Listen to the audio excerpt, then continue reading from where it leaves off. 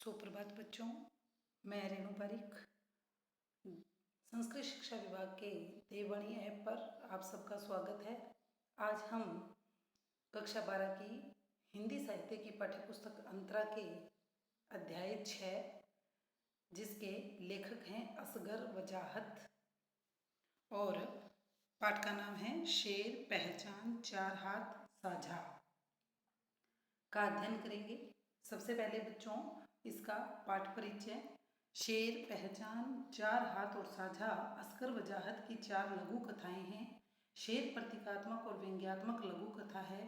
पहचान में राजा को बहरी गूंगी और अंधी प्रजा पसंद है। इसमें चार लघु कथाएं दी गई है बच्चों। एक का नाम है शेर, दूसरी पहचान, तीसरी चार हाथ और साझा। तो सबसे पहले जो शेर है वो क्या है, व्यंग्यात्मक, यानी उसमें आज की जो व्यवस्था है उस पर व्यंग्य किया गया है। दूसरी है पहचान, जिसमें ऐसा राजा है जिसको बहरी गूंगी और अंधी प्रजा पसंद है। तीसरा है चार हाथ, ये पूंजीवादी व्यवस्था में मजदूरों के शोषण को उजागर करती है। और चौथी है साझा, ये पूंजीपतियों के द्वारा किसानों की जमीन और उत्पाद पर कब्जा करने की कहानी है। तो इन चारों का आज हम इसमें अध्ययन करेंगे। सबसे पहले है शेर। मैं तो शहर से या आदमियों से डर कर जंगल इसलिए भागा था कि मेरे सिर पर सींग निकल रहे थे। डर था कि किसी न किसी दिन कसाई की नज़र मुझ पर जरूर पड़ जाएगी।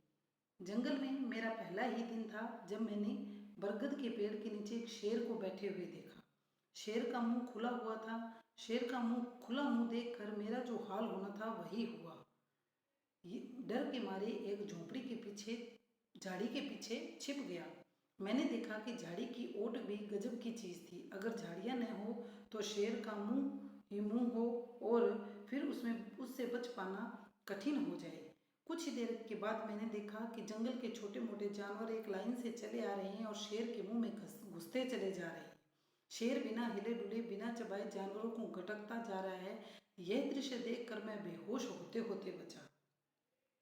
तो लेखक कहता है कि भी मैं जिस व्यवस्था से, यानी जो आज की हमारी व्यवस्था है, उस व्यवस्था से तंग आकर तो शहर को छोड़कर कहाँ भाग कर गया था, जंगल में। कि मैंने देखा भी कम से कम जंगल में तो शांति मिलेगी, लेकिन वहां जाकर मैंने क्या देखा कि एक शेर है वो मुंह खुला करके बैठा है और उसके अंदर क्या है, लोग जा रहे हैं, यानी जानवर उसके अंदर जा रहे हैं। क्यों जा रहे हैं? और वो शेर उनको खाए जा रहा है। ठीक है। तो अगले दिन क्या हुआ कि अगले दिन मैंने एक गधा जो लंगड़ाता हुआ शेर के मुंह की तरफ जा रहा था, मुझे उसकी बेवकूफ़ी पर सख्त गुस्सा आया। मैं उसे समझाने के लिए झाड़ी से निकलकर उसके सामने आया। मैंने उससे पूछा, तुम शेर के मुंह में अपनी इच्छा से क्यों जा रहे हो? उसने कहा, वहाँ हरी घास का एक बहुत बड़ा मैदान है, मैं वहाँ बहुत आराम से रहूँगा और खाने के लिए खूब घास मिलेगी। मैंने कहा, वह शेर का मुंह है। उसने कहा, गधे, वह शेर का मुंह जरूर है, पर वहाँ हरी घास का मैदान।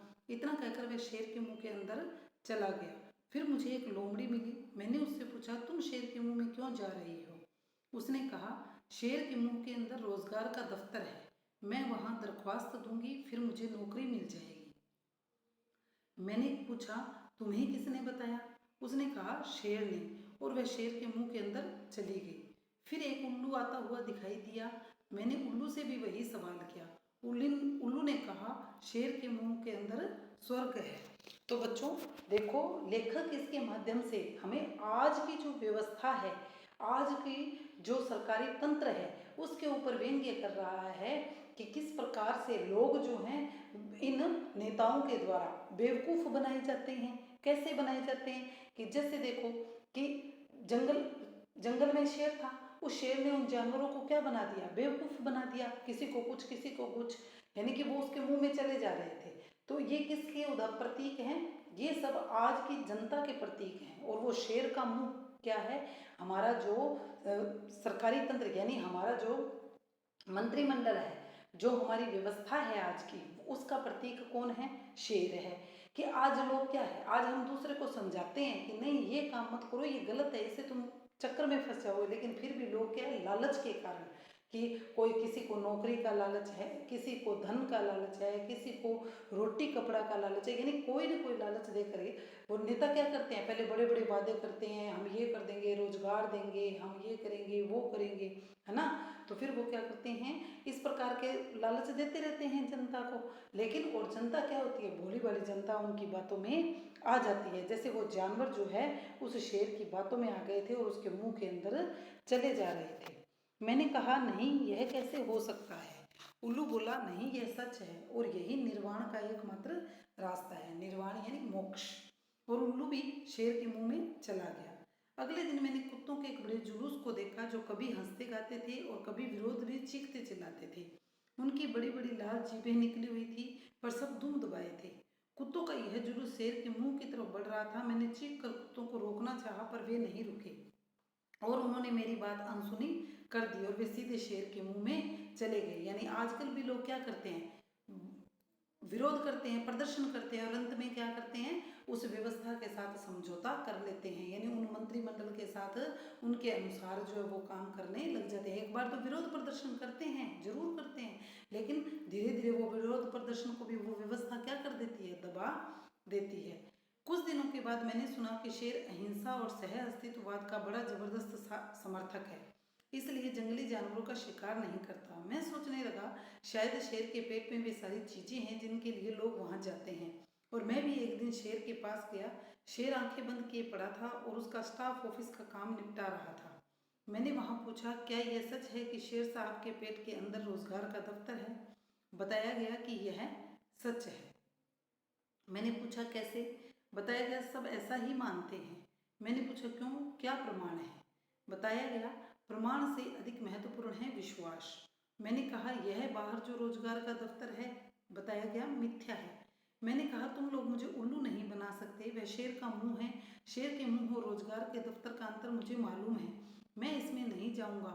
मेरे ये कहते ही गौतम बुद्ध की मुद्रा में बैठा शेर दहाड़ कर खड़ा हो गया और मेरी तरफ झपट पड़ा। यानी कि लेखक ये बता रहा है हमें इस कहानी के माध्यम से कि जैसे शेर का मुंह था कि वो आराम से, अब लोगों ने उसको क्या मान लिया कि वो तो अहिंसा का समर्थक है। ऐसे ही जब ये जो नेतागण हैं ये क्या करते हैं, पहले हमें बड़े बड़े झांसे देते हैं, आपको रोजगार दिया जाएगा, बिजली की सुविधा होगी, पानी की सुविधा होगी, तो गरीब आदमी जो है वो इन सब की बातों में आ जाते हैं और वो इनके अनुसार ही क्या करते हैं, चलने लगते हैं। कुछ थोड़ा बहुत विरोध प्रदर्शन होता है, लेकिन उसको भी ये लोग क्या कर देते हैं, दबा देते हैं। और अंत में जब मैंने भी ये सोचा भी क्यों ना देखूं तो सही जाकर, तो मैं पास में गया जब इस व्यवस्था के, तो इस व्यवस्था ने भी मुझे क्या कर लिया, अपने अंदर ही खींच लिया। तो इस कहानी के माध्यम से लेखक आज की व्यवस्था पर व्यंग्य कर रहा है। अब है दूसरी पहचान। दूसरी कहानी का नाम है बच्चों पहचान। राजा ने हुक्म दिया कि उसके राज में सब लोग अपनी आंखें बंद रखेंगे ताकि उन्हें शांति मिलती रहे।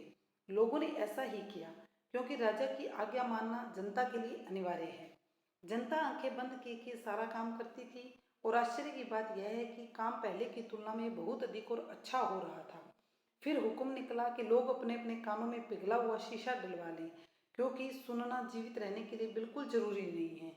लोगों ने ऐसा ही किया और उत्पादन आश्चर्यजनक तरीके से बढ़ गया। फिर हुक्म यह निकला कि लोग अपने अपने होठ सिलवा लें, क्योंकि बोलना उत्पादन में सदा से ही बाधक रहा है।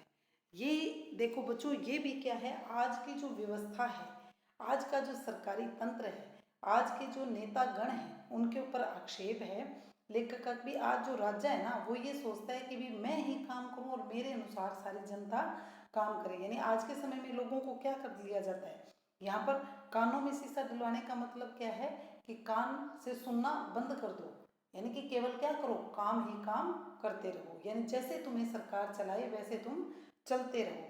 और ऐसे ही बोलना, बोलने का मतलब है कि सरकार ने जो नियम, जो भी अपने नियम लेके आती है, जो भी अपने कानून पारित करती है, उनका विरोध करना बंद कर दो। यानी मुंह सिलवाने का मतलब विरोध मत करो।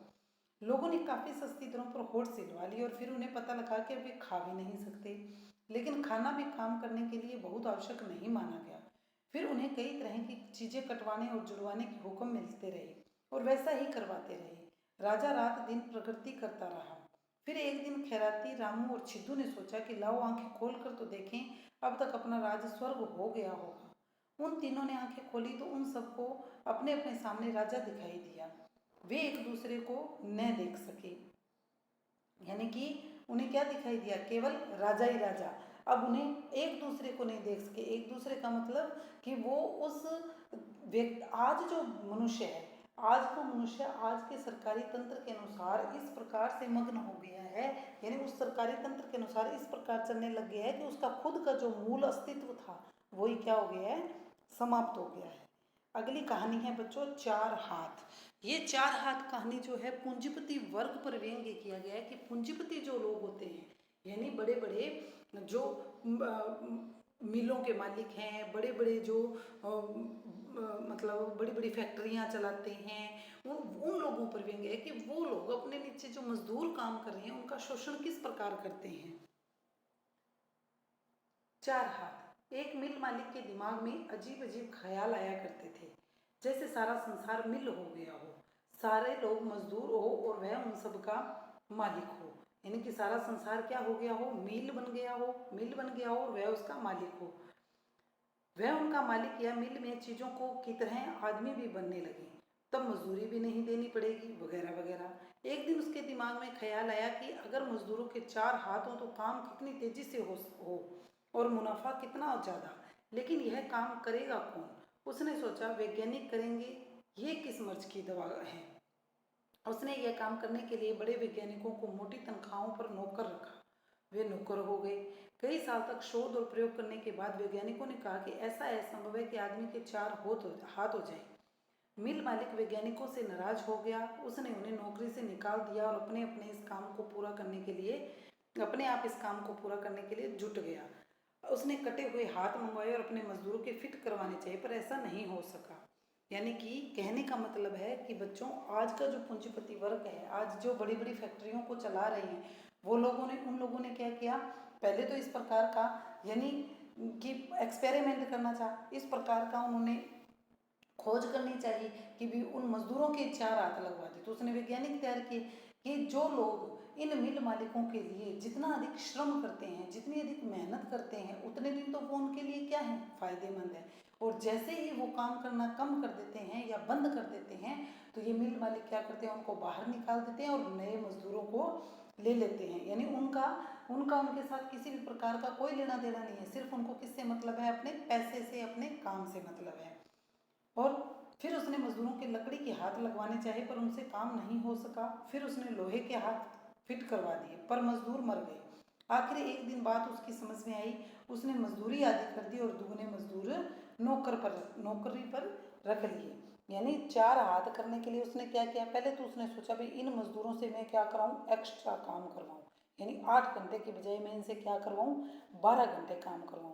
लेकिन ऐसा भी नहीं हुआ। उसने बहुत से तरीके अपनाए, लेकिन उससे ऐसा नहीं हुआ। और फिर उसने क्या काम किया, मजदूरों की मजदूरी कम कर दी और ज़्यादा मजदूर रखने शुरू कर दिए। यानी कि आज का जो पूंजीपति वर्ग है बच्चों, उसे सिर्फ क्या है, अपने पैसे, अपने काम से ही मतलब है। अगली है साझा। हालांकि उसे खेती की हर बारीकी के बारे में मालूम था, लेकिन फिर भी डरा दिए जाने के कारण वह अकेला खेती करने का साहस न जुटा पाता था। साझा का मतलब है कि जैसे बच्चों, हम दो लोग मिलकर किसी व्यापार को करें या खेती का काम करें। भी एक खेत है, उस खेत को हमने दो लोगों ने मिलकर खरीद लिया है और उस पर मिलकर हम क्या कर रहे हैं, आधा आधा पैसा लगाकर हम उस पर खेती कर रहे हैं। इनसे पहले वह शेर, चीते और मगरमच्छ के साथ साझे की खेती कर चुका था। अब उससे हाथी ने कहा कि अब वह उसके साथ साझे की खेती करे। किसान ने उसको बताया कि साझे में उसका कभी गुजारा नहीं होता और अकेले वह खेती नहीं कर सकता, इसलिए वह खेती करेगा ही नहीं। हाथी ने उसे बहुत देर तक पट्टी पढ़ाई और यह भी कहा कि उसके साथ साझे की खेती करने से यह लाभ होगा कि जंगल के छोटे मोटे जानवर खेतों को नुकसान नहीं पहुंचा सकेंगे, खेती को और खेती की अच्छी रखवाली हो जाएगी। यानी कि किसी बड़े, हम जो बड़ा एक पूंजीपति है या कोई फैक्ट्री का मालिक है या कोई बड़ा व्यापारी है, उसके साथ हमने क्या कर लिया है, अपना काम शुरू कर लिया है, तो वो क्या कहता है कि मेरे साथ उस मतलब उस व्यापारी को तो क्या है, काम करना नहीं आता और जो मजदूर है यानी जो किसान है उसे काम करना आता है, तो वो व्यापारी क्या हथकंडा अपनाता है, उस किसान को किस प्रकार से अपने साथ काम करने के लिए उकसाता है कि भी तू मेरे साथ काम करेगा तो तू जो ये छोटे मोटे जमींदार हैं वो तेरा कुछ भी नहीं बिगाड़ पाएंगे और अपना काम भी हो जाएगा। तो किसान किसी न किसी तरह तैयार हो गया और उसने हाथी से मिलकर गन्ना बोया। हाथी पूरे जंगल में घूमकर डुग्गी पीट आया कि गन्ने में उसका साझा है, इसलिए कोई जानवर खेत को नुकसान न पहुंचाए, नहीं तो अच्छा न होगा। किसान फसल की सेवा करता रहा। उस समय पर जब गन्ने तैयार हो गए तब हाथी को खेत पर बुला लिया। किसान चाहता था कि फसल आधी आधी बांट ली जाए। जब उसने हाथी से यह बात कही तो हाथी काफी बिगड़ा। हाथी ने कहा, अपने पराये की बात मत करो, यह छोटी बात है। हम दोनों ने मिलकर मेहनत की थी, हम दोनों उसके स्वामी, आओ हम मिलकर गन्ने खाएं। किसान के कुछ कहने से पहले ही हाथी ने बढ़कर अपनी सूंड से गन्ना तोड़ लिया और आदमी से कहा, आओ खाएं। तो गन्ने का एक छोर हाथी की सूंड में था और दूसरा आदमी के मुंह में। गन्ने के साथ साथ आदमी हाथी के मुंह की तरफ खींचने लगा तो उसने गन्ना छोड़ दिया। हाथी ने कहा, देखो हमने एक गन्ना खा लिया। इसी तरह हाथी और आदमी के बीच साझे की खेती बंट गई। यानी कि पहले तो किसान क्या है, उस पूंजीपति के बुलावे में आकर साझे की खेती कर लेता है, यानी साथ मिलकर खेती कर लेता है। और जब फसल तैयार हो जाती है तो वो पूंजीपति क्या करता है, उसको किस प्रकार से उस खेती से बाहर निकाल देता है कि इतना खर्चा लग गया है, ये खर्चा लग गया, मैंने ये लगाया, मैंने ये लगाया, मैंने ये किया, इस प्रकार से अब तुम्हारे पास तो केवल इतना ही शेष रहेगा। तो हाथी और किसान का उदाहरण देकर आज का जो पूंजीपति वर्ग है और आज का जो मजदूर वर्ग है उन दोनों के बारे में बताया कि किस प्रकार पूंजीपति लोग जो हैं वो मजदूरों का, किसानों का शोषण करते हैं। तो बच्चों, असगर वजाहत ने इन 4 कहानियों के माध्यम से हमें आज की व्यवस्था, आज का जो सिस्टम है, आज की जो प्रणाली है उसके बारे में हमें समझाया है और उस पर व्यंग्य किया है। धन्यवाद।